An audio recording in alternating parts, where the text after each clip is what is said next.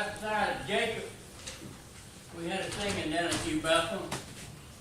They got through, the music man asked, did anybody else want to sing? And a little hand went up. They got up there.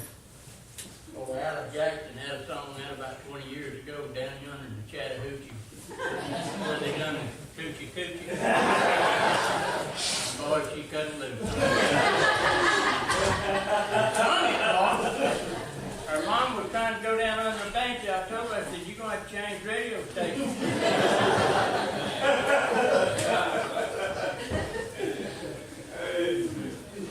Well, I've had several people this morning saying how forward they look and hear me speak this morning. Amen. But if you come to see me, you're going to be disappointed. Amen. Amen. But if you come to hear the word, you're going to leave blessed. Amen. If you have your Bible and want to follow along with me, I'm going to read out of Matthew chapter 14, a couple verses, and we're going to turn over to Corinthians. Don't be talking about spiritual gifts this morning. You know, when you become a Christian, you get spiritual gifts, whether you know it or not. God comes to live in you. He tells you, you become His temple. You come to church. If you're in the outside world and they say, where do you go to church? I go to Pine Level. Well, Pine Level is only a building. The church is made up of Peggy, Flora, Wanda, Wally, Peggy, and all of y'all. That's the church. That's right. And God lives in your church. That's you. And that's the people that you love. Amen. Jesus is giving a parable here. For the kingdom of heaven is like a man traveling to a far country, who called his own servants and delivered unto them his goods. And unto one he gave 5 talents, to another 2, another 1, to every man according to his mere ability, and straightway took his journey. Now the talents here, and the Living Bibles, is talking about money. Now if you turn over in Corinthians, chapter 1, verse 3, I'm going to read a verse. And then I've got another one I'm going to read, and then we'll get down to business. God's business. Chapter 3, verse 16. Know ye not that ye are the temple of God, and that the Spirit of God dwelleth in you? If any man defile the temple of God, him shall God destroy. For the temple of God is holy, which temple you are. Alright, turn right on over to chapter 12, verse 12. For as the body is one and have many members, and all the members of that one body, being many, are one body, so also is Christ. For by one Spirit we are all baptized into one body, whether we be Jews or Gentiles, whether we be bond or free, and have been all made to drink into one Spirit. For the body is not one member, but many. Now, if you read Corinthians in 1 Corinthians, all the way through, you find out that God gives people abilities, or talents, or gifts. Now, He doesn't give all of them the same gift. All of us can't be preachers. All of us can't be Sunday school teachers. But we have talents. Yes. We have gifts. Now the first man, he gave $5,000 to, and the farmer went off and left, and he come back. And the old boy done good. He invested the master's money, and he made $10,000. The one he gave to, he come back and he said, sir, I made $4,000. He did good. But the one that he gave one to, it's like so many church members this morning They took it off and they buried. He buried it. He buried his talent. And God goes on and tells you when he comes back, he's going to deal with that fella that dug that hole and put that one talent in. See, we have to be careful. We entrusted of telling other people about God. Do you realize this morning that you're the only resource between between God and a lost person is us. Amen. Amen, brother. The only one that we love that is a sinner out here, we're the only resource that he has of coming to church. Amen. And sometimes we'll bear that talent and not even tell him about Christ. Yep. We're going to have a good time this morning with Jeff. You know, I admire with Jeff. He comes in here a lot of times on Sunday night. Boy, we're going to have a good time. Well, we supposed to have a good time in God's house. Amen. You folks got up this morning, look forward. I'm glad to have my wife here this morning. So y'all can come in. She said, I don't think I'm going to come hear you. I said, why not? She said, you've been too mean this week.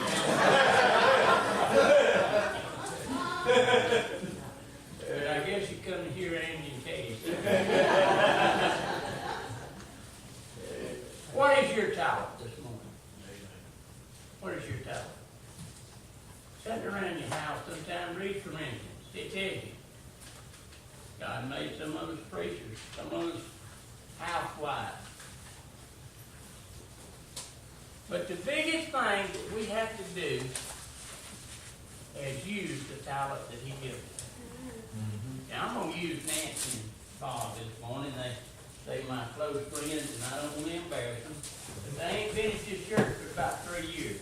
Amen. But did they come here and find them a place on the bench like I do and never move? She waited, and when God started coming over, she took it. Amen. We lost the cook for the men's breakfast. She heard about it. She come to me and she said, Martin, she said, I don't know if he'll do it or not. Said, you'll have to ask him, but said, my husband is a good cook. Amen. So I went to old Bob and I said, Bob, we need help in the kitchen. Amen. We need an egg cooker. He said, that's right down my line. Amen. And Bob has come every Sunday since, every time we have men's breakfast since then, and he's helped us cook. He couldn't even walk for 2 or 3 months, dragging his foot in there because it was in such a bad shape. But he didn't say, I can't come help you. He was there when the door opened. He used the talent. You might say, well, I ain't trying to do that. Well, they ain't lining up in the door running over each other to get in there to do it if they can do it. That's right. Use it. Use your talent. What is some of your talents? Patience. Y'all got any patience? I used to be the worst fellow in the world for having patience. I had a pig once. I had a pig that I wanted to have in a day. I didn't want her to wait 112 days to have it. But you learn as you get older. That's why God don't give you no children when you get my age. You look at Jacob and you understand what I'm talking about. He lets you have them young where you can deal with them. Of course, I've got more patience now than I had to raise an Andy. For some reason, I guess it's because I'm just old, feel bad all the time. But I got patience. But that's a virtue that God gives you. You find a person that's got patience, it's worth something. Amen. Encourager. Amen. You know, that's one of the most important gifts that you can have in church is to encourage somebody. I want to tell you, you tell old Patrick on the way out on Sunday morning, he did a good job, and he'll go home and go study for Sunday night. Amen. It's just like sticking a cat on a dog on a cat. By the way, y'all seen that advertising this? I don't forgot what it is. And there they go down the street, Jeff, and they act each other on the car. This old big bulldog, he's driving this car and going up that street like that. Y'all got to see that advertising. That's the best one they've come up with yet. It made me think of the old farmer had a mule. You know, we got a lot of hunters in here. And he was a quail mule. He could find quail. The guy heard about it and went over there and he said, I understand you got a mule can point quail. He said, yes, sir. He said, you need to find quail. I want to say dog, but it was a mule. He said, I got to see that to believe it. He said, well, I'm going to hunt this thing at 1 o'clock. Come back. We'll go. Come back at 1 o'clock and went down in the field and Rex old mule stopped over there and not moved the muzzle. Not even twiddle his tail. Old boy said, well, he's got him. Walks in there and a big covey of quail flew off. He said, well, I'll be dog. He said, I got to see it one more time to believe it. A little bit further and the old mule locked up again. Never moved the muzzle. Walked in there another big covey of quail. That guy said, I got to buy that mule. I got to buy him. He said, I don't care how much you want for him, I got to buy him. The guy said, he ain't for sale. He said, furthermore, he said, you don't want him. He said, he won't cross the river. He said, what do you mean he won't cross the river? He said, he played fish and he had hunt.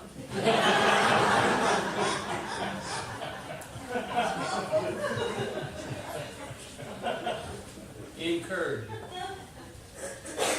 When's the last time you told somebody, your Sunday school teacher, she did a good job? Amen. When's the last time you told Miss Shepherd and Peggy and her brother how much they enjoyed the music? Or her brother can play piano. Or if I was glad for something like that, I sat at home all the time play the piano. Encourage her. Wisdom. I know all of us have got wisdom. Angela tells me all the time how smart Bob is. I'm talking about church wisdom. Yes. Do you know how to handle problems? Yeah, man. If somebody in the church has some problems, then you know how to go to them and talk to them.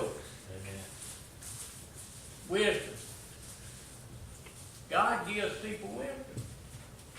Maybe not everybody, but a lot of people. I want to tell you something.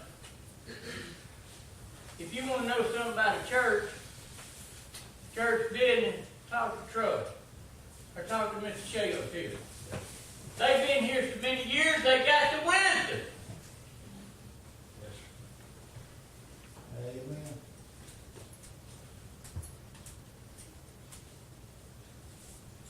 Miracles. You know people can do miracles? We've seen miracles right here at this church. Amen. Through prayer. Sick people on dead beds. And we pray for them. A few days they'd be up going again. Now I'm not saying all of us have the things that I'm talking about.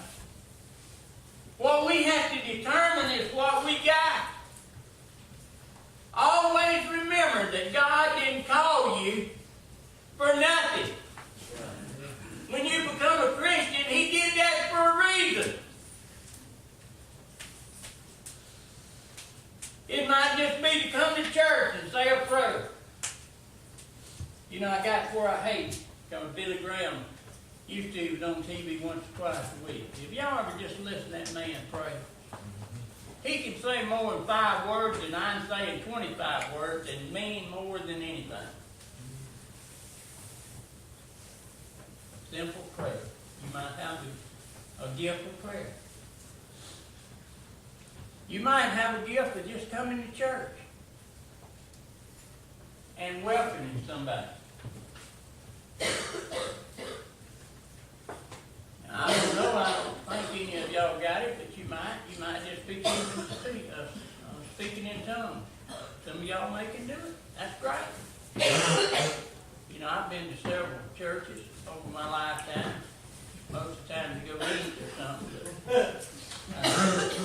Go hear a message before you get to eat. And people would speak in tongues. And I'd sit there and I'd say, well, what are they talking about? You know, you can't interpret it. But the Bible said that there'll be an interpreter. Amen. Right. So as Baptists, just because we can't do it, don't mean the assembly of God can't do it, because God's word that the gift is speaking in tongues. Amen. Don't never criticize another religion. Because I want to tell you something, buddy. When you get to heaven and that guy sitting over on the pew with you, you're going to, I'll be doggone, that's the old assembly of God guy. Amen. Just because God doesn't give us the gift, doesn't mean He gives other people gifts. Right. Now, the most important one is we're going to close, because I told Bob, I said, Bob, when I preach, we'll get out of here at 12 o'clock. Is love. Amen. That's the most important gift there are, is love. Do you love your brothers? Now, it's easy to love Miss Peggy or Wanda or Flo. But do you love your neighbor, or do you want to go down and burn his house down to get him to move? Love, charity, that's the same. The Bible tells us in Corinthians that you can have all the gifts that I've been talking about this morning and not have love or charity, and all the rest of them is worthless.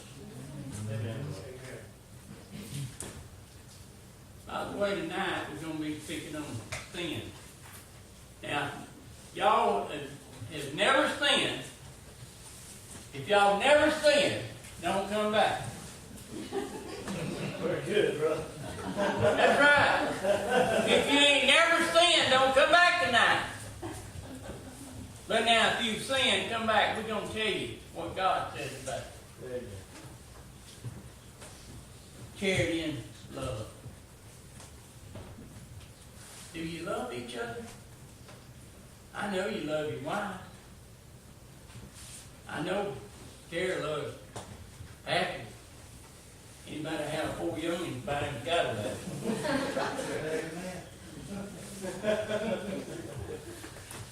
But I'm talking about the outside world. Now, I realize that we work with people in our lifetime that it's hard to love. I bit my tongue many times and got up and walked off. I thought he hit me a couple times and hit him right between the eyes. And I said, no, that's not the Christian way. We have to let God take care of it.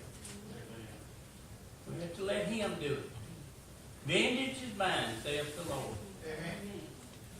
That's right.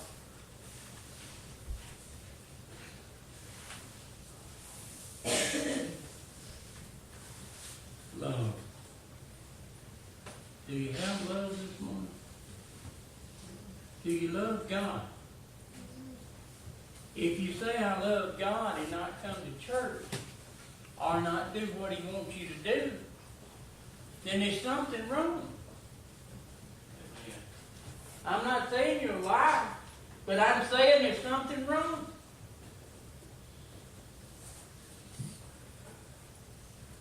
There's Miss Ward. I thought y'all said you were sick. She got a cold. Oh, okay. I knew she'd come hear me back. She came sick, brother. But love. You gotta have it. You can't go to heaven without it. The Bible said that's the most all of the gifts that God can give you is love. Do you have it this morning? Do you have love?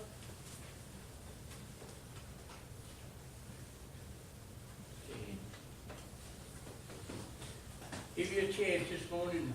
Come up, Brother Patrick. Be sitting up here.